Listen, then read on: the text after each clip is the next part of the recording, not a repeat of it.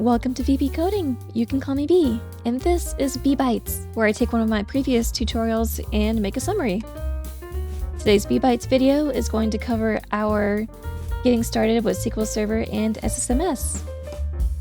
For our agenda, we will go over the prerequisites of how and where to download what you need, for your server and for Management Studio, how to log in, prepare your environment, and some final notes that I'll make using SSMS easier going forward.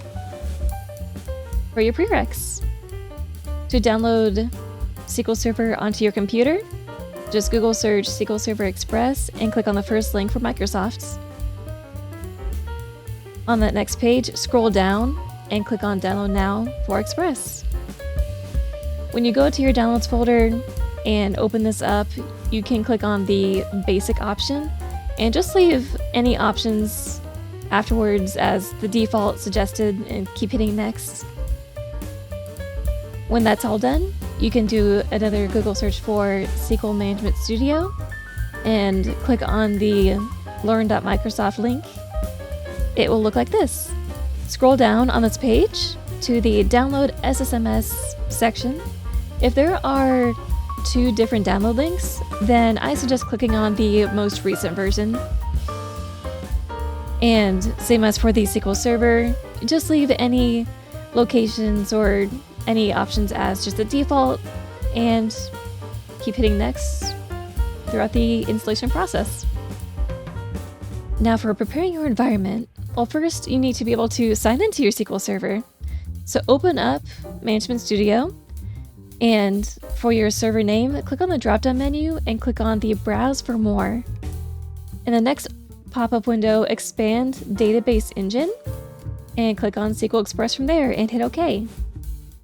Back on the original sign-in pop-up, you can leave the authentication method as Windows.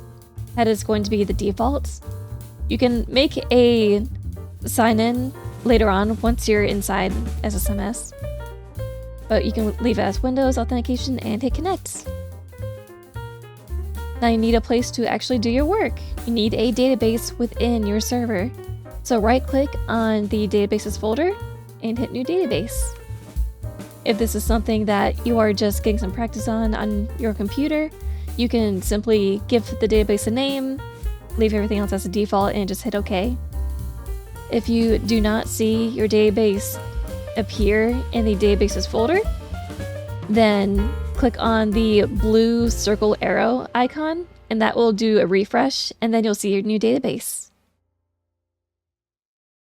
Now for some final notes. Where to actually do your coding, you will click on New Query up in your ribbon, and that will open up a blank white page to the right of the Object Explorer.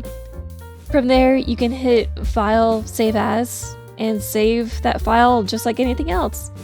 The icon looks like what you see on the far right. So you can save your documents like any Excel or any Word document just on a folder on your computer to pull it for reference later on.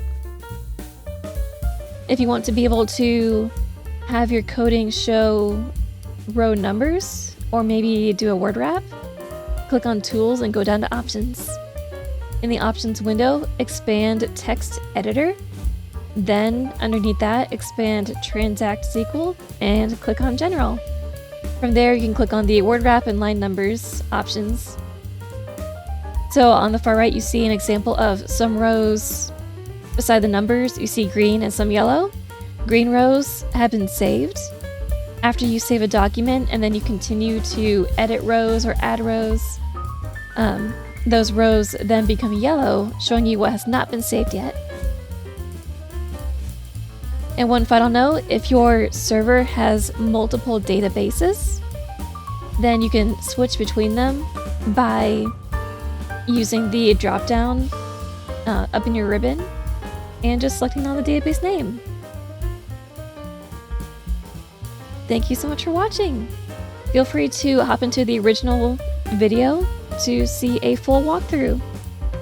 Thank you for your time. Bye-bye.